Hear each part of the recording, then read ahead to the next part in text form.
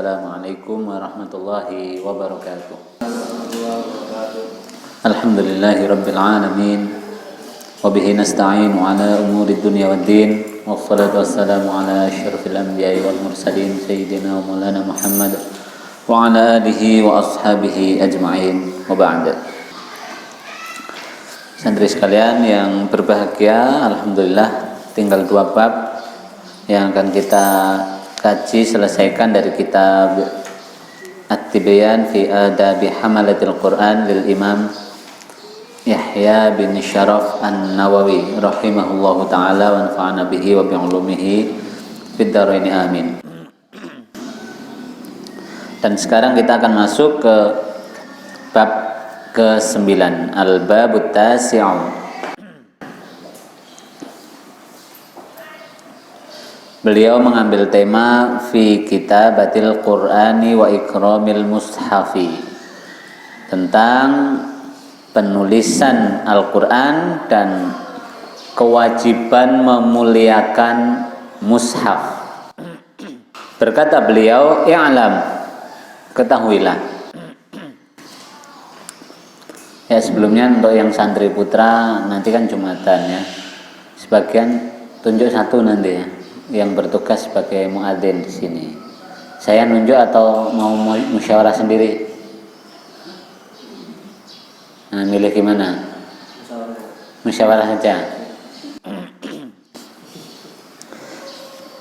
Nanti habis ngaji ya, musyawarahnya langsung kemudian ada hasil ya. Ya, nanti habis ngaji jangan pulang dulu, musyawarah. Yang di sini, untuk yang muadzin di sini. Ya'lam, ketahuilah annal Qur'an al-aziza,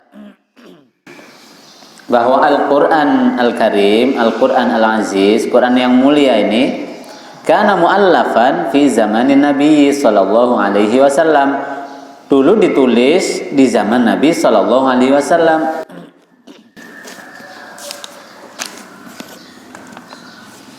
Ala ma huwa fil masahifil yauma, sebagaimana yang kita dapati penulisannya seperti mushaf-mushaf yang ada sekarang hari ini.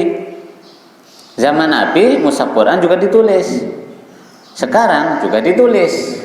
Apa bedanya? Tidak ada bedanya, sama-sama ditulis. Nah, Imam An-Nawawi membukanya dengan seakan-akan apa bedanya? Enggak ada bedanya. Dulu ditulis, sekarang ditulis. Mushaf zaman Nabi dan sekarang ya enggak ada bedanya.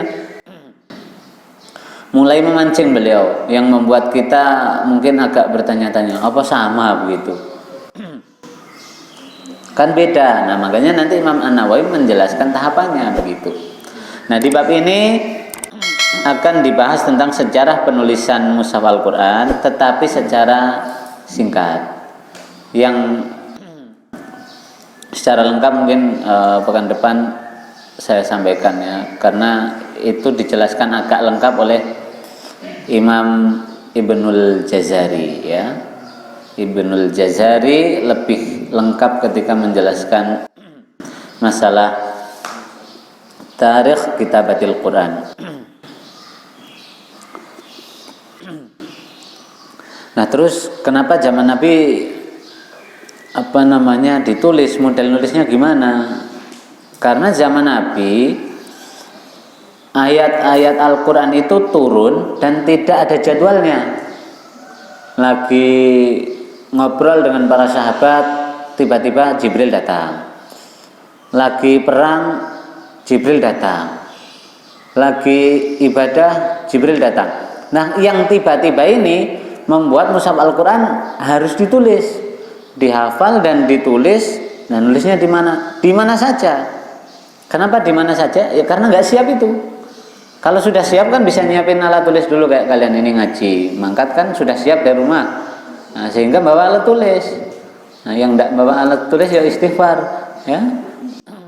Karena sudah siap mau ngaji, ya kecuali santri baru ya. Santri baru ya agak tidak apa-apa begitu. Agak saja sebenarnya. Tapi sudah siap mau perang, nggak bawa senjata, itu namanya bunuh diri gitu. Ya. Bukan bukan mati syahid itu, ya, bunuh diri. Sudah jelas-jelas mau perang begitu. Nah, oleh sebab itu zaman Nabi karena belum siap bahwa akan datang mushaf, akan datang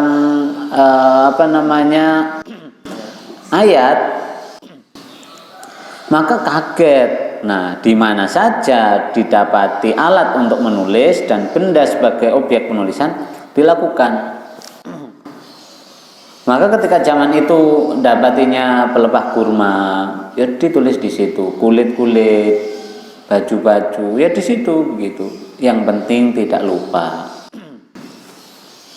Walakin lam yakun majmu'an fi mushafin, tetapi meskipun zaman Nabi ditulis dan sekarang ditulis, saat itu lam yakun majmu'an fi mushafin, tidak atau belum terkumpul dalam satu mushaf. Bal kana mahfudhan fi sudurir rijali, tetapi Al-Qur'anul Aziz itu mahfudhan, dijaga, dihafal, fi sudurir rijali, di dada-dada para laki-laki, di dadanya para sahabat, dihafal sama mereka. Fakana tawaifu minas sahabati yahfazunahu kullahu, maka kita dapati tawaif jamak dari taifah, artinya sekelompok minas sahabah dari para sahabat, yahfazunahu kullahu, menghafalkan seluruhnya. Sebagian dari sahabat memilih menghafalkan seluruhnya. Kalau taifah itu kelompok tapi sedikit, ya. Kalau kelompok taifah itu kelompok tapi sedikit. Artinya hanya ada sebagian sahabat saja yang menghafal Al-Quran seluruhnya. Wa tawaifu yahfazuna ab'adan minhu, dan sebagiannya lagi menghafal sebagian Al-Quran. Ada yang menghafal full, ada yang menghafal sebagian, ada yang full satu mushaf, ada yang part, ya, ada yang sebagiannya saja. Falamma kana zamanu Abi Bakrin As-Siddiq radhiyallahu anhu, maka setelah Rasulullah wafat dan kekhalifahan dipegang oleh Abu Bakar As-Siddiq radhiyallahu anhu, wa qutila katsirun min hamalatil Qur'ani, dan terbunuhnya banyak para penghafal Al-Qur'an, khafa mautahum, yang dikhawatirkan kematian mereka, wa ikhtilafa man ba'dahum fihi, dan dikhawatirkan terjadinya ikhtilaf, perbedaan pendapat atau perbedaan bacaan Al-Quran di orang-orang setelah mereka.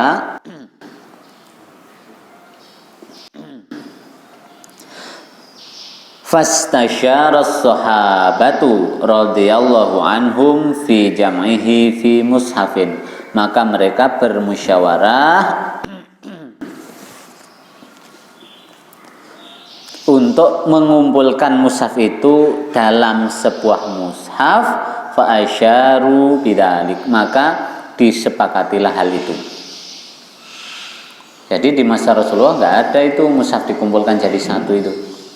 Jadi terjadinya malah sejak di masa kepemimpinan Abu Bakar, atau usulan atau start mulai intronya, nah, pemanasan ringannya, intronya itu di masa Abu Bakar.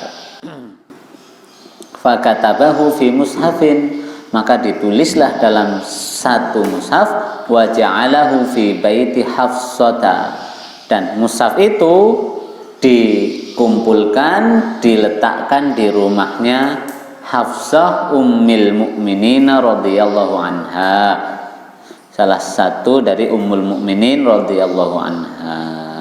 Siapa Hafsah? Hafsah binti Umar bin Khattab. Beliau salah satu istri Rasulullah. Nah, diletakkan di Hafsah dan dijaga di sana. Falamma kana fi zamani Utsman radhiyallahu anhu, Itu terutama ketika di masa kepemimpinan Umar ya, Hafsah yang megang mushaf itu. Falamma kana fi zamani Utsman radhiyallahu anhu, maka ketika sampai di masa Utsman bin Affan radhiyallahu anhu, wantasyaral Islamu, dan Islam tersebar, khafa Utsman mulai khawatir wuqu'al ikhtilafi al-muaddi ila tarki syai'in minal Qur'an. Maka Utsman khawatir akan terjadinya banyak ikhtilaf yang menyebabkan tarki syai'in minal Qur'an, ada sebagian dari ayat Al-Qur'an yang nanti tertinggal, awiz ziyadati fihi, atau bahkan tertambah. Jadi mushaf Al-Qur'an yang ada, khawatirnya ada sahabat A merasa mendengar riwayat A, ada sahabat B merasa mendengar riwayat B. Kalau seperti ini, ada sahabat C yang merasa tidak mendapat, itu bisa dihilangkan. Sahabat A dan B karena mendapat ditambah. Nah, khawatir itu nanti terjadi, maka fanasakha min dzalikal majmu'i alladzi 'inda Hafsah, maka Utsman pun menasakh, menyalin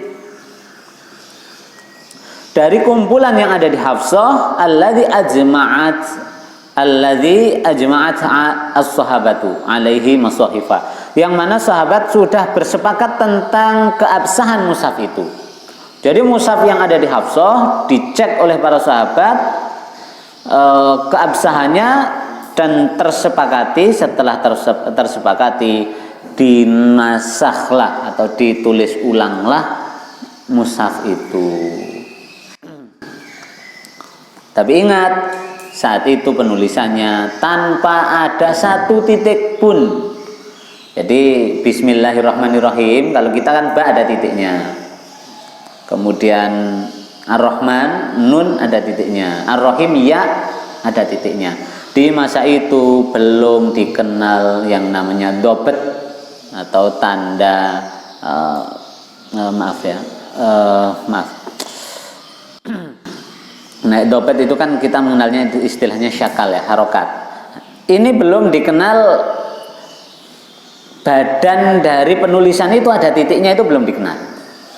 Jadi seluruh penulisan Al-Quran itu antara ba, ta, sa itu sama. Ya, cuma belokan kayak gitu. Nah, itu belum ada titik ba di bawah, ta titik 2 di atas, sa titik 3 di atas, belum ada sama sekali. Belum ada sama sekali. Sin dan shin tidak ada bedanya. Shad dengan dad tidak ada bedanya. Ta sama dad juga tidak ada bedanya. Dan itu yang disalin di masa Utsman bin Affan dari tangan, dari rumah ibunda Hafsah radhiyallahu anha. Wa ba'atsa biha ilal buldani. Setelah disalin, Utsman mengutus utusan para sahabat untuk membawanya ke berbagai negara, berbagai negeri. Salinan itu. Wa amara, di situ bitilaf atau biitlaf. Biitlaf. Wa amara biitlafi ma khalafaha. Dan Utsman setelah melakukan standarisasi satu mushaf itu, Utsman memerintahkan biitlafi ma khalafa, memusnahkan seluruh mushaf lain yang bertentangan dengan mushaf induk itu. Jadi kita nyebut saja yang ada di Ibunda Hafsah yang kemudian disalin oleh Utsman dengan kesepakatan seluruh sahabat itu, seluruh sahabat ahli qiraat dan seluruh sahabat yang mendapatkan riwayat. Setelah tersepakati, lahirlah mushaf induk, ya, mushaf induk yang penulisannya seperti itu, sebagaimana dulu pernah didiktekan didiktekan oleh Rasulullah, sehingga disepakati keabsahannya, kesohihannya.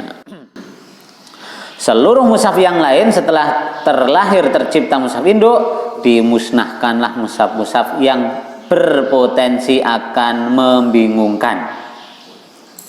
Wa kana fi'luhu hadza, dan yang dilakukan oleh Utsman ini bittifaqin minhu, adalah dengan kesepakatan kesepakatan dari Utsman, wa min Ali bin Abi Thalib, juga kesepakatan dari Ali bin Abi Thalib, wa sairis sahabati, dan seluruh sahabat, wa ghairihim radhiyallahu anhum, dan selainnya.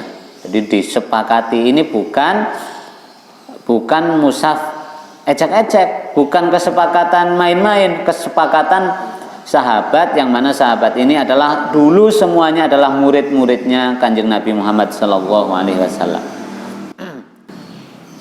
Wa innama lam yajma'hun nabiyyu sallallahu alaihi wasallam fi mushafin wahidin, padahal dulu Nabi tidak pernah mengumpulkan Al-Quran itu dalam satu mushaf. Lamma kana yatawaqqa'u min ziyadatihi wa nuskhi ba'dil matluwi. Kenapa Nabi tidak menyuruh menulis dalam satu mushaf atau tidak melakukan penulisan dalam satu mushaf agar selesai urusan sejak itu? Karena lamma kana yatawaqqa'u min ziyadatihi, karena masih sering terjadi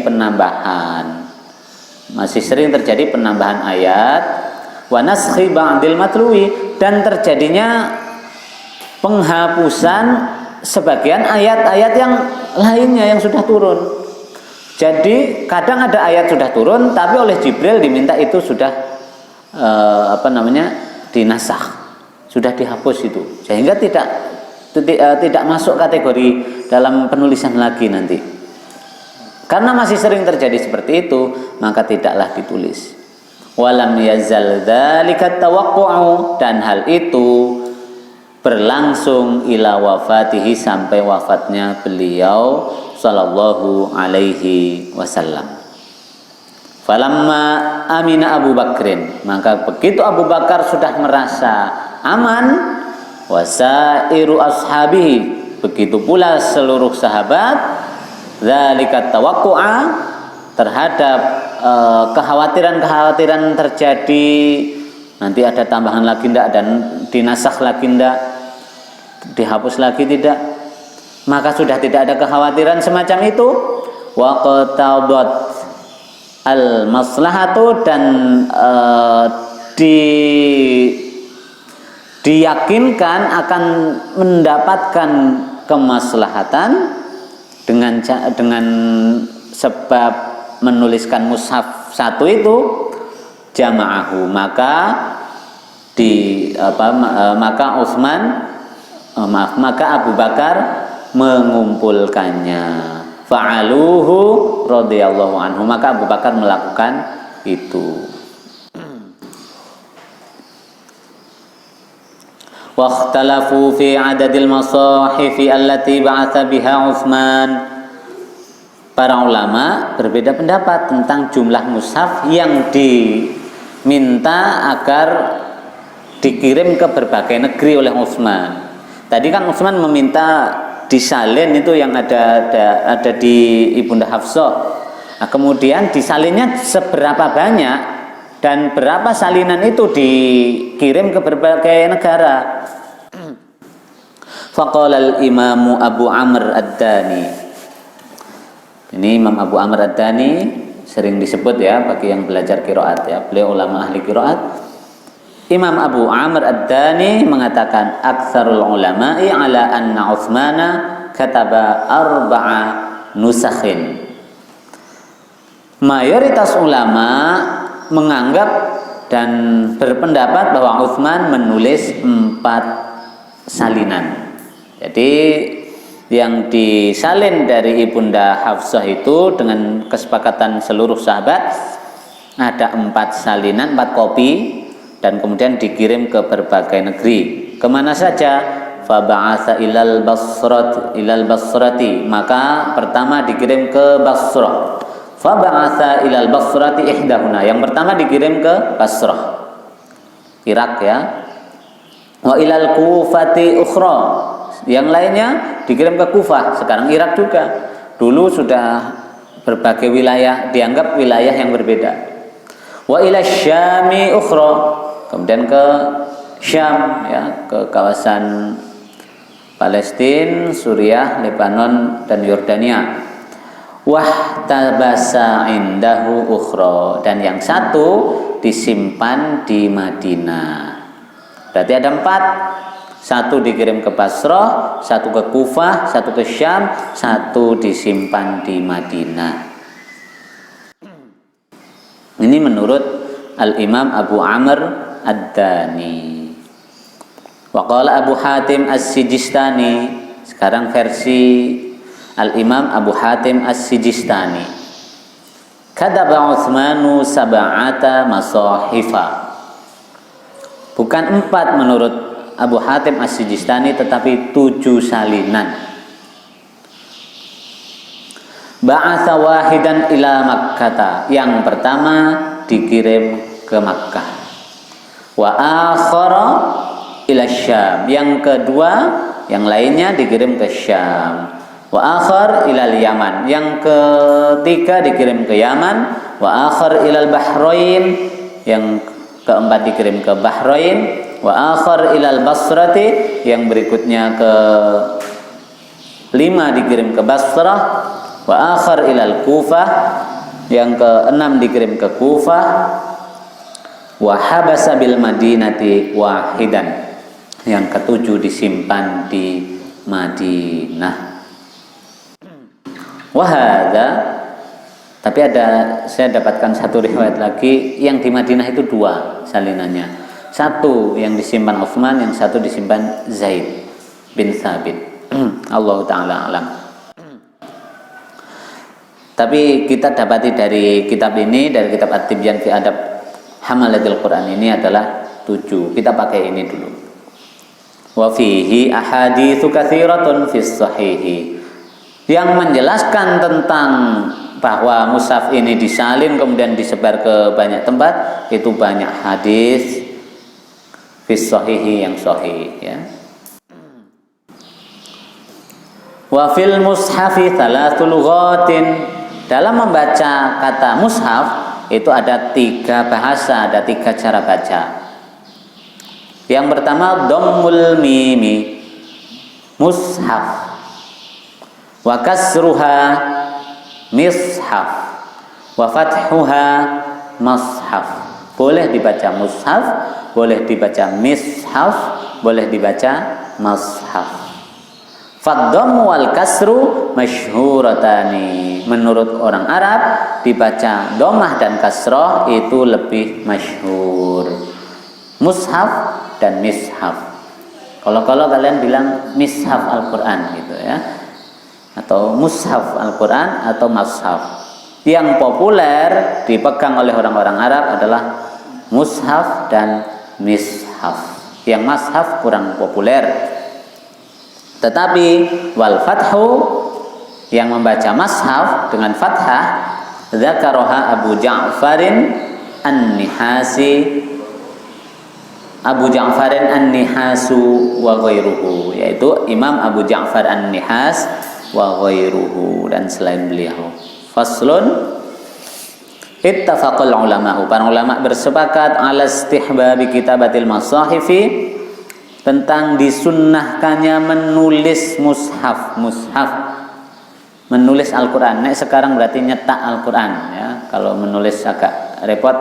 Mencetaknya sekarang itu termasuk istihbab, masuk kesunahan. Wa tahsini kitabatiha, dan memperbagus penulisannya. Wa tabyiniha, dan memperjelasnya. Wa idahiha, dan menerangkannya. Ya, maksudnya menjelaskannya sama, ya, biar jelas oleh dibaca. Wa tahqiqil khatti, kemudian mentahqiq khotnya. Ya, khotnya yang bisa ditahqiq. Ditahqiq itu dipastikan kebenarannya. Duna masyaqqatin, menulisnya duna masyaqqatin, jangan terlalu cepat-cepat dalam menulis. Masyaqqah artinya kan kesulitan. Tapi disyarah oleh para ulama, masyaqqah di sini maksudnya adalah Jangan cepat-cepat dalam menulis mushaf, nanti banyak kekeliruan. Wa ta'liqihi tanpa ta'liq. Ta'liq itu makna aslinya komentar. Makna aslinya komentar. Ya, ta'liq di status saya dong begitu. Orang Arab misalnya, oh komentari status saya. Nah, tapi di sini di syarah penjelasannya wa ta'liqihi itu dan jangan menyampur-nyampurkan penulisannya. Jadi sunnah menulis mushaf Al-Quran dengan penulisan yang bagus. Qala al-ulama, berkata para ulama, wa yustahabbu naqtul mushaf. Disunnahkan memberi titik pada mushaf. Memberi titik. Karena zaman dulu belum ada titik. Wa syakluhu, dan memberi syakal, harokat, fathah, kasroh, dhammah. Fa innahu, karena apa? Karena memberi titik dan memberi harokat pada Al-Quran itu siyanatun minal lahni, menjaga ayat-ayat Al-Quran dari lahan, kesalahan baca, terutama orang ajam semacam kita, orang non-Arab. Fihi, di dalam mushaf Al-Quran, wat tashifi, dan akan menghindarkan dari kekeliruan. Coba kita baca bismillah, kalau ba enggak ada titiknya, bisa nismillah, bisa tismillah, bisa tismillah, bisa tismillah. Nah, yang semacam itu bagi orang ajam itu potensinya besar untuk terjadi banyak kesalahan membaca. Maka menurut Imam An-Nawawi, sunnah hukumnya memberi harokat dan titik. Di situ penulisannya apa? Wa amma karahatu Sya'bi wan Nakhai an-naqta, adapun pemakruhan yang disampaikan oleh Al-Imam Asy-Sya'bi dan Al-Imam An-Nakhai, an-naqta, memberikan titik pada mushaf, fa innama karahahu fi dzalika zaman. Beliau berdua memakruhkan ya di zaman itu, di zaman beliau, khaufan minat taghyiri fihi, khawatir akan terjadi perubahan di sana. Di masa Imam An-Nakhai dan Imam Asy-Sya'bi, kalau dikasih titik-titik, khawatirnya ada yang ngasih titiknya di atas, ada yang ngasih titik di bawah, ada yang bismillah, ada yang bismillah, ada yang baca to, ada yang baca dha. Nah, kalau seperti itu kan nanti terjadi perubahan tuh, maka tidak boleh atau malah makruh hukumnya kalau diberi titik-titik itu. Ya biarkan tanpa ada titik-titik itu Al-Quran. Itu di masa beliau. Wa qad amina dzalikal yaum fala muni'a.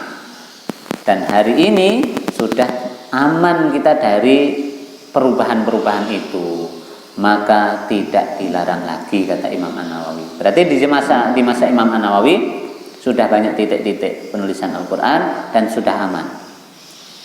Wala yumtana' min dzalika likaunihi muhdatsan, dan tidak pula diharamkan, dilarang melakukan pensyakalan dan pemberian titik itu likaunihi muhdatsan, meskipun itu bid'ah.